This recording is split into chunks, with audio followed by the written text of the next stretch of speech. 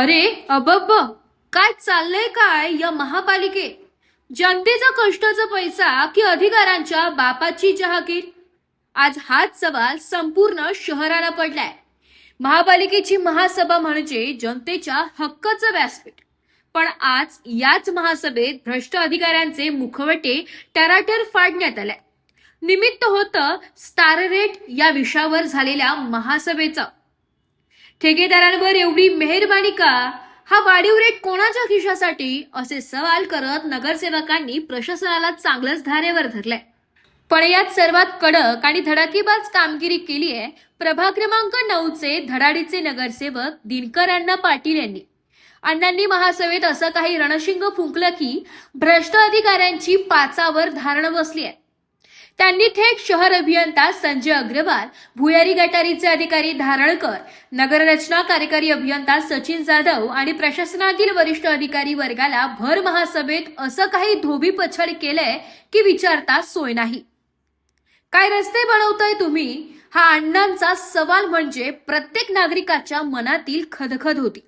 रस्त्यांचे काम करताना कोणतं डांबर वापरलं जातंय याचा काही ताळमेळ आहे का? की फक्त खाडीकरण करून धूळफेक करून उडवाउडवी करायची? अधिकारी नेहमी गोलमाल उत्तरे देतात.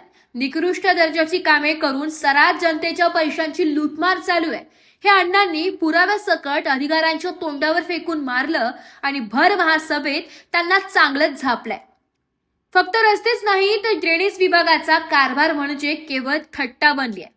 कुठे ड्रेनेज लाईन टाकतात तर कुठे पाईप अर्धवट ठेवून माती टाकून वरच्यावर भर टाकतात. परिणाम काय? पहिल्याच पावसात मोठे मोठे खड्डे पडतात, रस्ते खचतात आणि पाणी कुठे मुरते हे देवाचं देव जाणे. यामुळे सर्वसामान्यांना नाहक समस्यांचा सामना करावा लागतोय. अपघात होत आहेत, निष्पाप लोकांचे जीव धोक्यात येत आहेत. पण अधिकाऱ्यांना काय फरक पडतो?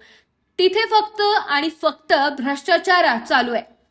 कामे अपूर्ण, क्वालिटी नावाचा प्रकारच शिल्लक राहिलेला नाही. नगररचना विभागाची अवस्था तर त्याहून भयंकर. तिथे काय चाललंय हे कोणाला समजत नाहीये. थोडक्यात सांगायचं तर आज आपल्या महापालिका प्रशासनाचा कारभार म्हणजे आंधळं तळतंय आणि कुत्रं पीठ खाते असा झालाय. सर्व अधिकारी एकाच माळेची मणी झालेत आणि लुटायला बसलेत. पण दिनकर अण्णा पाटील यांच्यासारखा लोकप्रतिनिधी जोपर्यंत जागा आहे तोपर्यंत ही लूट खपून घेतली जाणार नाही.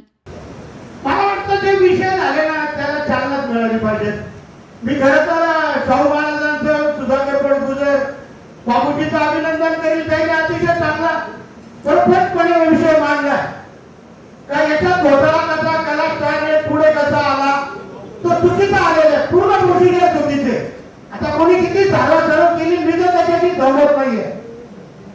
आज एकदा बाबूजीने अतिशय चांगला विषय मांडला, सुधाकर पडकुजरने मांडला आणि शाहू महाराजांनी मांडलेला. एकदम महापालिकेच्या हिताचं आर्थिक नुकसान होऊ नये चोपड्यापणाचा अजिबात नाही त्याच्यामध्ये. कारण महापालिकेच्या माध्यमातून खड्डे बुजवा मला वाटतं आता त्या सिटी इंजिनियरने सांगावं पावसाळ्यात कोणतं डांबर लागणार आहे खड्डे बुजवायला. अरे मागच्या वेळेस तरी खड्डे बुजवलं का? असंच दिलं काढलंय.